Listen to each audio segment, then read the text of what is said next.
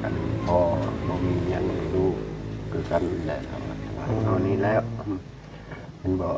มัดเอาคายเลยเหล็กหนังคามือเข่านะเขาจับมันเลยเนาะ เข้าก็ขายแล้วแต่นางก็ขายแล้ว คายแล้วเอาคายเลยมันลานหาคามือเข่านะ ขามือเพิ่นขาเจ้าหน้าที่เพิ่นบ่ ก็คามือเข่าคาหน้าที่เข่าละ อืม ด่างอยู่เนี่ยก็มั่งเขายังติดหนี่เพื่อนวัดนี่เด้ ทางเพิ่นพ่อบ้านเพิ่นบ่ อ้าวพระวันใหญ่เห็นไหมอย่างไร8 ไก่ตัวหนึ่งบนเฮาเห็นบอกมันจะเอาควายตัวหนึ่งชาวลานป่ายพุ่นโอ้เขามั่งเลยก็มันมั่งเฮือนเขาเองโอ้ย นั่นน่ะค้ำ ชุดก้อนเห็นบอกมันตีน้องมันเองนี่หมดเบียกหมด โอ้ บาดตัวนี้เลือดออกมันอุกไปตรงกลางนี่แหละมันหาย แล้วที่นี่ทางว่าจันทร์กับหมู่นี่แหละไปส่วนเพิ่นมาแล้วว่าบ่กล้ามาพอคำว่าบ่มั่นใจว่าเบาสอนเพิ่นยันเบาสอนเพิ่นออกมานะว่าคำเพิ่นน่ะยันเพิ่นออกมาเลยเราบ่กล้ามาเราอ่ะแล้วที่นี่ได้ยินเมื่อกี้นี่พอว่าสิไปนํเอาน้องอ่อนเพิ่นบ่ พอนำพื้นยี่ไรขายรถนั่นนะลูกท้องแล้วมันบางยันพิษกับลูกไผ่เนาะ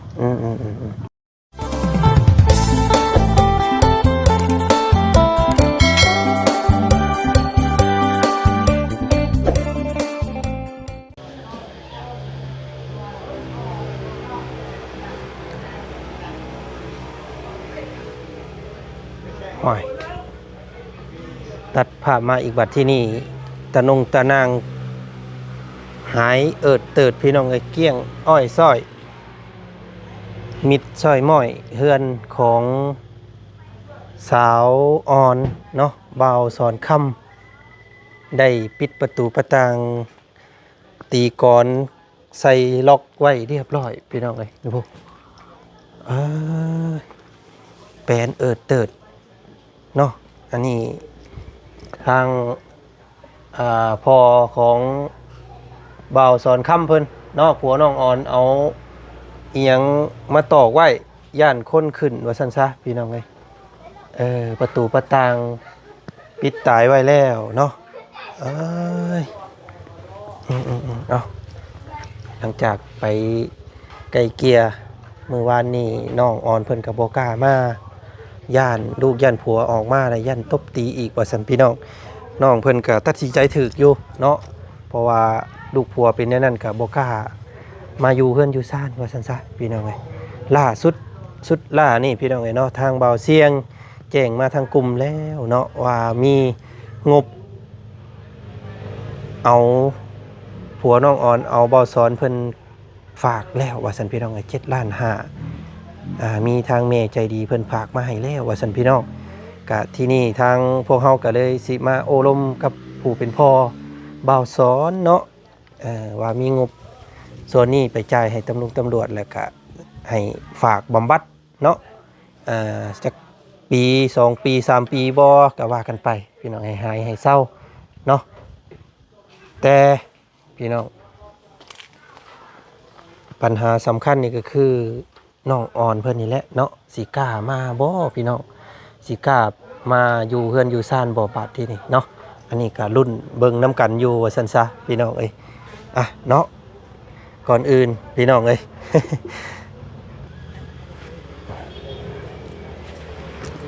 เนาะกับทักทายสบายดีพ่อแม่พี่น้องสบายดีหมู่เพื่อนกันเบ้อสู่คู่สู่คนเด้อเนาะ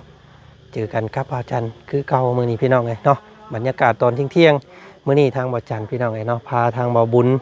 แล้วก็นัดทางบ่เสียงเพิ่นนำพี่น้องเอ้ยเนาะสิมาโอ้ลมกับผู้เป็นพ่อบ่าวสอนค่ำพี่น้องเอ้ยแล้วก็ผู้เป็นน้องเล่าว่าซั่นซะเนาะเรื่องที่จะมาโอ้มาคุยมื้อนี้ก็คือทางบ่บุญเพิ่นน่ะอยากมาไทยเอาตะนางคืนแต่ว่าคือสิบ่ทันแล้วพี่น้องเอ้ยเนาะมาเมื่อวานนี้ยังเห็นขังอยู่เมื่อแต่ว่ามาเมื่อนี้แปลนเอิดเติดเนาะซีเมนต์ผู้ที่เพิ่นจ่ายเงินน่ะเพิ่นเอาไปแล้วสิไทยขึ้นได้อีกบ่บาทที่นี่เนาะของถือไผก็อยากได้พี่น้องเอ้ย เบิด3-4 ม่วนนั้น แค่7-8แสนกิพี่น้องเอ้ยเนาะม่วนเดียวกับเกือบจะบ่พอแหละสำนั้นก็ได้ที่นี่เมื่อเพิ่นมีโอกาสไปซั่นเพิ่นก็เอาไปแล้วพี่น้องเอ้ยเนาะบ่ติเพิ่นแล้วบ่ทันซ้ำพี่น้องเอ้ยบ่เป็นหยังบ่ทงบ่ทันก็มื้อนี้เฮาสิมาล้มเรื่องงบส่วนที่เอาบ่าวสอนเพิ่นเข้าไปบำบัดนั่นมีแล้วพี่น้องเด้อเนาะมาแล้วทางบ่าวเสียงบ่าวเสียงแจ้งในกลุ่มว่าโอ้ยว่าซั่นมาแล้วพี่น้องเอ้ยแต่ก็สิเฮ็ดแนวใดบาดนี้พี่น้องเนาะพวกเฮาน่าสิเป็นมื้ออื่นเนาะบ่จันก็มีมอบข้าวของเบื้องต้นซอยทางน้องอ่อนเพิ่นจักสิแก่ไปพุ่นบ่หรือว่าสิเอาแล้วมาพี่อันนี้พี่น้องเอ้ยเนาะก็หลายคู่หลายคนก็แบบเคารพเนาะการตัดสินใจของน้องอ่อนเพราะว่าน้องเพิ่นก็บ่กล้ามาว่าซั่นเราก็คิดถึกแล้วว่าซั่นพี่น้องเอ้ย จักสิเฮ็ดจังไดเนาะเราก็ญาตินั่นแหละพี่น้องเอ้ยโอ้ลมเบิ่งทางน้องบ่าวสอนกับบ่าวพ่อของเพิ่นเนาะว่าสิเป็นจังไดสิเฮ็ดจังไดต่ออันนี้พี่น้องเอ้ยเนาะก็มาลุ้นมาเบิ่งนํกันการพังของคือได้ยินเมื่อกี้นี่กายมาแล้วว่าสิพากันไปเอาน้องอ่อนกลับมาเราว่าพี่น้องเอ้ยเนาะลุ้นเบิ่งว่าน้องเพิ่นสิมาบ่หรือว่าจังไดเนาะนี่แหละภาพเพิ่นซ่านกันเลยพี่น้องเอ้ยเนาะปิดตายเนาะอัดประตูใส่ตีตะปูไว้เลยเนาะยันขู่ยันคนขึ้นไปงัดไปแงะว่าซั่นซะเนาะโตเอาพี่น้องเอ้ยเนาะรอทางพ่อบ่สอนกับน้องชายเพิ่นมาโอมาลมมาเบิ่งนํกันเนาะไปพี่น้องเอ้ยเขา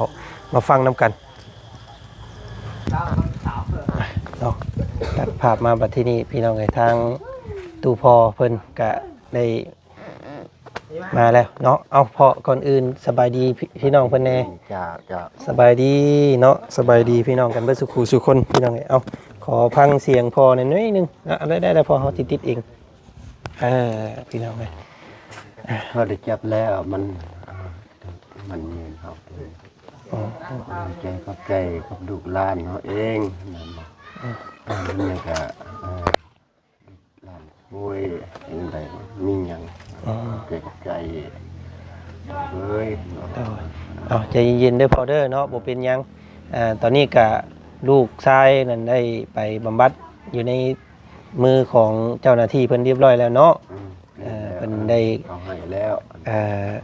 ไปนั่นแหละพี่น้องไปกักบริเวณก่อนให้น้องให้ลูกให้หลานช่วยกันพอบ่มีหยังลูกคือกันแหละเอานี้แล้วมันบอกมัดเอาคายเลยเหล็กหนังคามือเข่านะเขาจับมันเลยเนาะ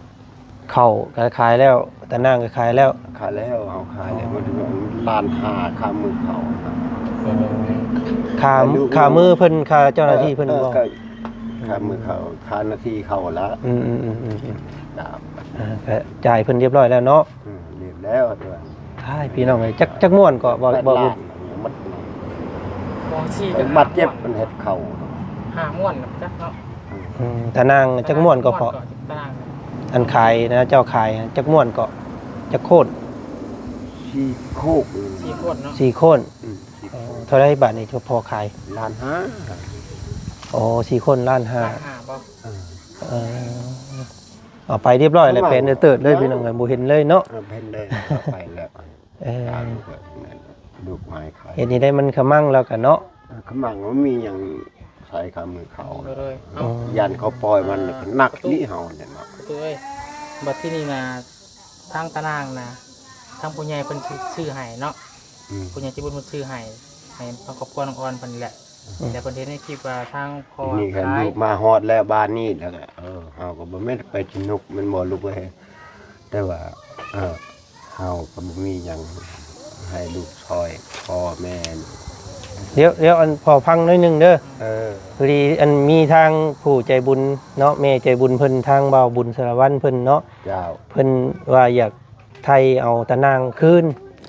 สิได้อยู่บ่ได้เพิ่นอยากเอาเพิ่นสิซื้อคืนหั่นน่ะได้ลูกเพิ่นก็สิคืนให้อยู่บ่ได้เท่าไรก็เจ้าขาย1,500,000บ่1,500,000ค่ามือเขาล่ะถ้าเฮามีเงิน1,500,000ไปจ่ายเพิ่นน่ะเพิ่นสิเอาคืนเฮาอยู่บ่อันตะนางเจ้าได้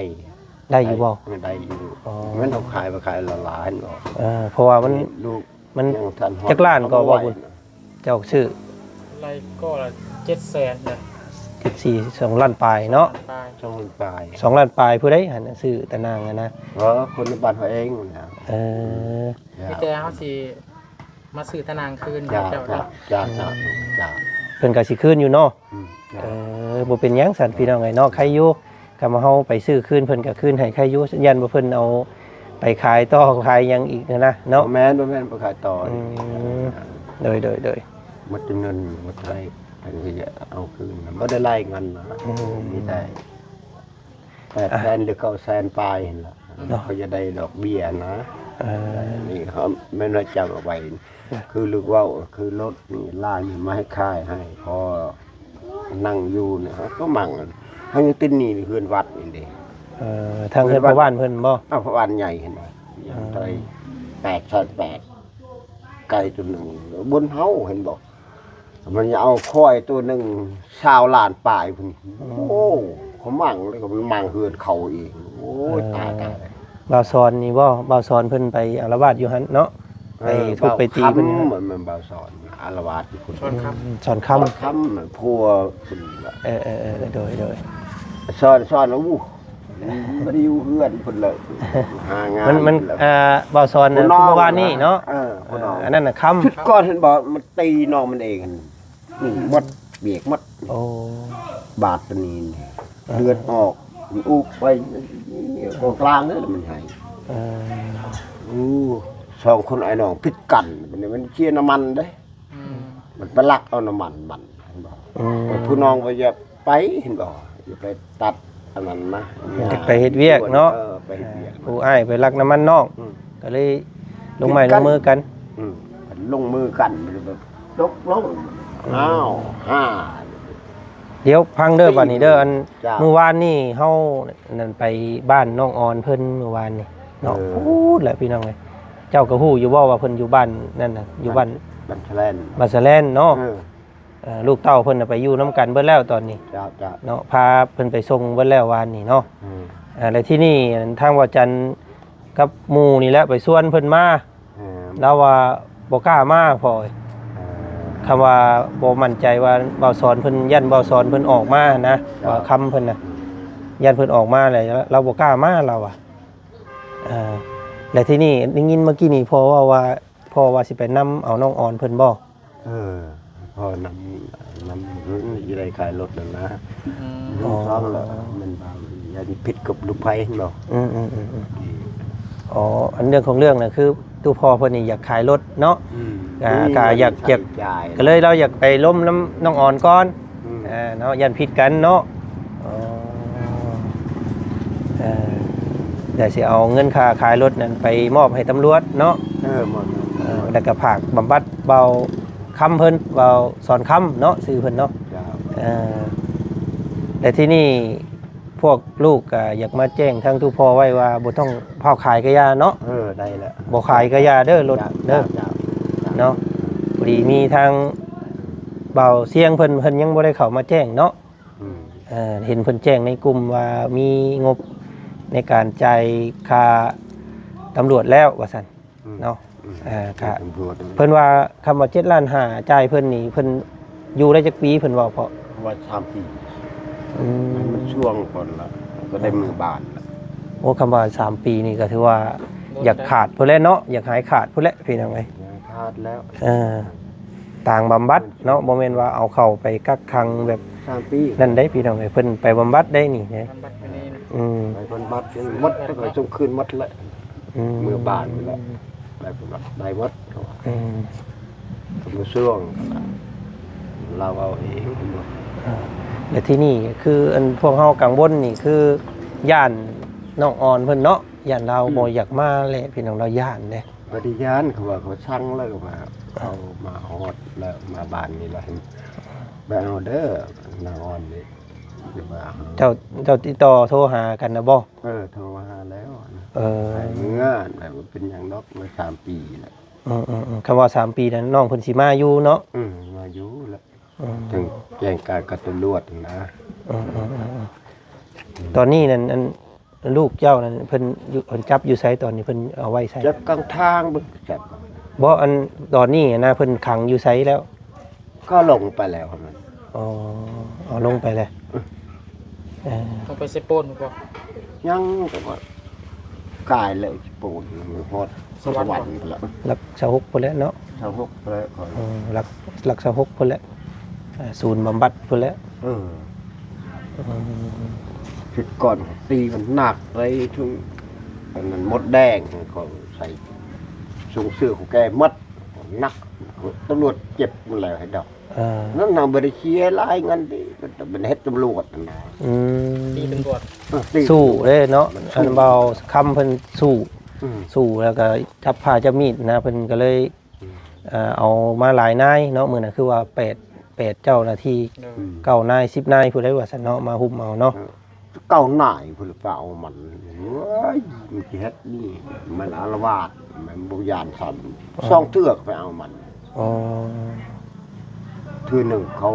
บกล้าเขานี่ไม่อยู่เฮือนนี่เอาผ้าซ่องดวงมันจับมันบอก อืม ตีเขามาเข้าคนไม่ไปเอาโอ้เอาฝุ่นไปอยู่สวนอยู่ไห้พุ่นแหละ โอ้ ไปชูจักมันอยู่บ้าน เนาะ โอ้ คือพ่อเพิ่นก็แบบ อืม คิดลายแล้วแต่เบิ่งนี่พี่น้องไงเนาะคือพ่อ ลายแล้วเขาคิด บ่เป็นหยังพอเด้อเนาะบ่ต้องคิดหลายเด้อ ลายเรือนมันมีแต่8 ล้านหมดตอนแหละ อืม ได้3 ปีให้มันช่วงก่อนสิดึงเขานโยบายคนเฮาบ่มีผิดหยังเฮานาบ่าวนาชาวของอยู่ในเมืองสปูนพุ่นแหละ อืม ผมยักษ์เห็นบอกเอาผู้ยักษ์นะ อืมนี่ได้สบายนี่พี่น้องเลยเนาะมีแต่รอทางเบาเสียงเพิ่นเนาะมาเด้เราก็มาเลยพี่น้องเบาเสียงก็ได้คำเบาเสียงเพิ่นมามอบเงินปุ๊บนี่เพิ่นชุมเจ้าก็สิไปมอบให้ตำรวจรถบ่ มอบโลด อยู่นี่บ่อยู่เขตนี่บ่ อยู่เขตนี่แหละมอบ เป็นกลุ่มเนาะ อยู่กลุ่มนี้ แหละ อืม อยู่บ้านเจริญก็พิษบ้านใดกันนะบ้านกับบ้านบ้านใดก็คนอยู่นั่นเอาไปมอบเงินค่าทำเขาโอ้ตาย พี่น้องเลยเนาะก็ถือว่าเป็นข่าวที่ดีอยู่มื้อนี้เนาะถือว่ามาแจ้งทางตู้พอเพิ่นเราก็รู้สึกโล่งใจไปหลายเติบเนาะพ่อเนาะดีใจบ่ที่มีเงินจะไปฝากตำรวจแหละเนาะ อยากได้ยิ้มได้แล้วบัดนี้พี่น้องเอ้ยทางตู้พอเพิ่นก็ ตารางคือเก่าแล้ว กับบ่บุญ มื้ออื่นเด้อเฮาสิเอาเงิน นั่นแหละตนาน เพิ่นเอาไปไว้พุ่นบ่ ไว้พุ่นแหละ โอ้ล้านห้าเนาะ ถ้าทางแม่เพิ่นโอนเงินมาก่อนเด้อทางสิเอาให้เด้อ เจ้า มาแจกจะไปก่อน เจ้า กับเจ้าก็ไปบอกกันเจ้าของเพิ่นนำนี่เด้อบ่ให้พาเอาไปทางอื่น บอกก่อนนะ เพิ่นสิมาไทยเอาคืนจะเลิกบอกเพิ่นเด้อ ยันเพิ่นเอาไป บลายสั่งนะฮะ 850,000บ่คือล้านห้าอัน ล้านห้าเขาบอกล้านห้าเนี่ยเขาบอกจะได้เงินคือ8,500,000อีกนะ ค่าตารางเท่าไหร่ก็ ค่าตนางกัน เพิ่นอันเจ้าขายหั่นน่ะเท่าใด เขาขายหันน่ะเขาขายแกหมดทั้งรวมเงินเขาเองกันพอดีล้านห้าขายนี่ก็7 ล้าน7 แสน อ๋อ 700,000 700,000 ไปจะได้8,500,000 เพิ่นอยากได้850,000บาทนี่ เออ บ่เป็นหยังเดี๋ยวเบาบุญเพิ่นสิจ่ายให้เด้อ เจ้า เดี๋ยวเพิ่นสิไปจ่ายให้เนาะ เจ้า ซื้อบอก850,000เนาะ 8,500 แม่เพิ่นก็บอกอยู่ให้เพิ่นล้านหนึงรถก็ได้ซั่นเนาะ ได้ละได้ละ เดี๋ยวเจ้าไปบอกเพิ่นเด้อว่าเพิ่นสิมาไทยเอาคืนล้านหนึงเด้ออันว่าตะนางซะเด้อ ซอยเงินนี่แหละเนาะ เจ้าลูกเอ้ยเจ้า ค่าน้ำใจเพิ่นเพิ่นเอาเงินเอาอิหยังให้ พิษ เฮา กั เด้ บลูกแล้วพิษอันนี้เขาพิษเขาคายก่อนเห็นบ่ลูกเขาแล่นบ่ไหวเห็นบ่ กับบ่ติแล้วเนาะบ่ติดอกโอ้ยบ่เป็นหยัง มั่งเฮาข้ามือเขาแล้วเขาจะได้แล้ว เข้าใจอยู่ดอก มันกำลังคันคาเด้ เติมใส่ละอ้าวแล้วก็เงินเฮือนอ้ายน้องพุ่นทุกติดหนี้เขาจักไตรเด้นี่เฮือนวัดก็ยังบ่พอนี่เฮือนวัดไก่ตัวนึง8,800เขาจะได้ ยังบ่มีเงินจ่าย ยัง บ่ได้จ่ายเพิ่นบ่ 88กับไก่ตัวหนึง แล้วบุญเฮา บุญแล้วและคำคนอื่นคนไหนนี่เพิ่นเอากว่าหันได้นี่ เอากล้วยงอกแล้วเนาะ ค่อยตัวนึงก็เงินชาวลานเอามาแต่ใช้แล้วตายแล้วนั่นล่ะนี่บุญเอาดู จ้า เพิ่นยังซอยอยู่เนาะเพิ่นก็ ช่อยอยู่ ยังมองเห็น ในบ้านใหญ่มันอาละวาด อืม ดูของอาละวาด ไปอาละวาดบ่ไหนก็บ่อาละวาดพี่น้องเอ้ยไปอาละวาดอยู่เฮือนในบ้านเนาะมันก็ยัง อยากนักอยู่นั่นแหละเนาะ นัก เอ้ยเฮ็ดจังได๋สบายนี่พี่น้องเอ้ยมีแต่แจ้งพ่อเพิ่นไว้ซำนี้แหละเนาะมื้อนี้เนาะถ้ามื้ออื่นก็คำว่าเบาเสียงว่าหยังเพิ่นมามอบเงินมอบหยังให้แล้วก็เฮาก็สิได้เล่นไปหาน้องออนเพิ่นมื้ออื่นเด้อ เจ้า คำว่าน้องเพิ่นสิมา ให้ลูกมาให้เด้อลูกเปล่าก็ได้แล้วอ่ะ โดย ได้ เขาสิเข้าไปหาเราอยู่ มันเป็นอย่างดอกนะเดี๋ยวพอเฮาอยู่เพื่อนเพิ่นมารับประกันแล้วว่า อืมเดี๋ยวสิไปลองล้มเพิ่นอีกก่อน ก็ยังบ่แน่ใจเนาะว่าน้องเพิ่นสิมาบ่หรือว่าจังใดก็ มา ขึ้นกับ ลาว่าล่ะ น้องเพิ่นอีก ก็โทรหาแล้วเฮานี่นะ โทรล้มกันแล้วเนาะ โทรกับ โอเค ร่วมกันเรื่องรถนี่แหละ อืม ถ้าว่าสิขายรถขายล่างเพื่อเอาเงินไปให้ทางพุ่นเนาะ เจ้าลูกเจ้า แล้วก็บ่ได้เฮ็ดไปลุ่มล่ำเนาะแล้วก็ไปปรึกษาลูกไผ่ลูกหยังอยู่ทางพออะไรพี่น้องเอ้ยก่อนสิขายรถขายล่างเราก็โทรถามก่อนเนาะอยากให้มายินยอมนํกันก่อนจังขายนะมันเพราะว่ามันเป็นของสินสมสร้างสองผู้เมียเนาะ เจ้า เป็นทั้งของน้องอ่อนแล้วก็เว้าสอนคำเพิ่นเนาะโอ้เข้าใจผิดมาตลอดเว้าสอนเนาะเบาซ้อน บ่คำ มัน เว้าสอนเนี่ยน้องแล้วเนาะ เป็นกระเบาซ้อนก่อนเห็นบ่ครับมันใหญ่ตั้งเป็นกว่า บ่ค เบาค้ำมันนี่ ำผัวน้องอ่อนเนี่ยชื่อคำเด้อพี่น้องเด้อ คือค้ ก็เลย ำ ใส่ ช้อนผู้น้องมัน แบบนั้น คนเดียวอะสอนค้ำเนาะ ก็เลยเอิ้นสอนคำ ช้อนค้ำมันผู้อายนะไอ้โก๊กก็เลยดี ได้ชื่อซ้อนน้องชื่อคำก็เลยเอิ้น ง่ายชื่อค น้อง ำน้องชื่อสอนก็เลยพวกเขาก็เลย น้อง เอิ้ ลาน และช้อนนี่ ก็เลยเอิ้นสอนคำเลยเห็นได้สบายนี่ทั้งบาบุญมีแต่ประมาณนี้ก่อนเนาะ เจ้าประมาณนี้แหละเด้อ บ่เป็นหยังเด้อพ่อเด้อสู้ๆเนาะบ่นั่นบ่โศกบ่เศร้าก็อย่า จ้า ผู้ส่งเสือเราก็ขาดไปเลยพี่น้องเอ้ยเนาะ มีคนส่งมือที่เกิด เอาเนาะเอาคืนทางบ่าวบุญก่อนเนาะเอามาพี่น้องเอ้ยทางบ่จันก็มาแจ้งข่าวเรื่องเล่าให้ฮู้กันก่อนมื้ออื่นช่วงเช้าๆเนาะพวกเฮาก็สิได้บุกเข้าบ้านสะแลนตาดสะแลนอีกแล้ววันนี้พี่น้องเอ้ยว้าโต กงกับเนาะพาไปกระโดดตัวเด้ออยู่ดีแม่ ซื่อๆพี่น้องเอ้ยโอ้จนจอยเบิดเราก็ได้พี่น้องเอ้ยคิดหลายน้ำลูกเนาะเอาไปบอกกันทางเจ้าของเงินเพิ่นก่อนเด้ออันนี้เด้อเพิ่นสิมาไทยเอาคืนซั่นเด้อล้านหนึงเพิ่นสิให้อยู่ซั่นบ่พาเอาไปทางอื่นเด้อซั่นเด้อเพื่อนก็ตีอัดไว้ได้เนาะอันล็อกไว้บ่ น้องมันเองอัด ยันมีคนเข้าเนาะยันคนเปิดคนหยัง อัดหมดแล้ว ล็อกไว้ก่อนตีไว้ก่อนยันขู่ยันคนเข้าเด้แม่นละเฮ็ดถึกแล้วพี่น้องเอ้ย น้องมันเองอัด โดย ไปแล้ว เอารุ่นกันพี่น้องเอ้ยขั้นตอนต่อไปน้องอ่อนเพิ่นสิกลับคืนมาบ่บาดนี้พี่น้องเนาะก็ขึ้นอยู่กับน้องเพิ่นโอเคมื้ออื่นเฮาสิเข้าไปหาเพิ่นให้เนาะคำเพิ่นมาเฮาก็สิได้แก่ลูกแก่เต้าเพิ่นมาเลยมื้ออื่นนะเนาะเอาพี่น้องให้รุ่นเบิ่งรุ่นส้มกันคลิปหน้าแล้วกันเนาะคลิปนี้ก็ถือว่ามีเรื่องราวดีๆเข้ามาในครอบครัวของน้องอ่อนเพิ่นเนาะหนึ่งก็คืองบหรือว่าเงินเนาะที่ว่าจ่ายค่าธรรมเนียมตำรวจเพิ่นเนาะ3 ปี7 ล้าน5เด้อพี่น้องเนาะก็ถือว่าเป็นค่าบำบัดโมเมนต์ว่าค่ากักขังได้พี่น้องเลยเนาะเป็นค่าบำบัดให้หายจากสิ่งเสพติดว่าซั่นซะเนาะแล้วก็ค่าตำรวจเพิ่นนั่นแหละมาหลายนายว่าซั่นพี่น้องมาหุ้มเอาแล้วแล้วก็เรื่องเล่าที่2ก็เป็นเรื่องเล่าดีๆสิไทยตะนางขึ้นให้เล่าอีกคือเก่าพี่น้องเลยเนาะก็ยังบ่ทันเอาไปทั้งอื่นทั้งไกลอยู่ตารางเฮือนเราอยู่ก็พอเพิ่นก็สิย่างไปคุยแล้วว่าซั่นพี่น้องเลยเนาะเอาเดี๋ยวมาเบิ่งมาส้มกันคลิปหน้าแล้วกันคลิปนี้สบายดีพ่อพี่น้องมัดสุขคนเนาะขอบมุกขอบใจหลายๆที่ติดตามและให้กำลังใจทางครอบครัวของบ่าวสอนคำเฮาเนาะสบายดีมื้อนี้พี่น้องเจอกันใหม่เด้อ